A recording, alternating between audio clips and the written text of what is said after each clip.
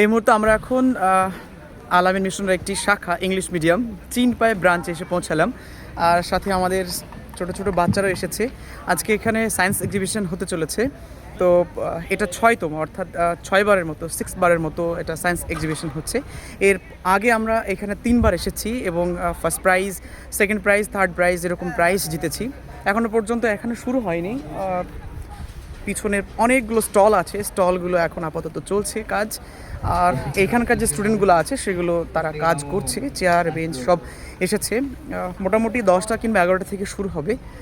আশা রাখছি আমাদের যে প্রজেক্ট আমরা এনেছি সে প্রজেক্টে কিছু একটা কি আশা করা যায় বলে মনে হচ্ছে নাকি স্যার? ইনশাল্লাহ ইনশাআল্লাহ আমরা পাবো। আর আমাদের পিছনে যে স্টুডেন্টগুলো আছে তারাও এখন মানে উদ্গ্রীব হয়ে আছে যে তারা পাবে কি না। এখন প্রস্তুতি পর্ব চলছে, অনেক সময় আছে, অনেক ভিডিও হবে আজকে।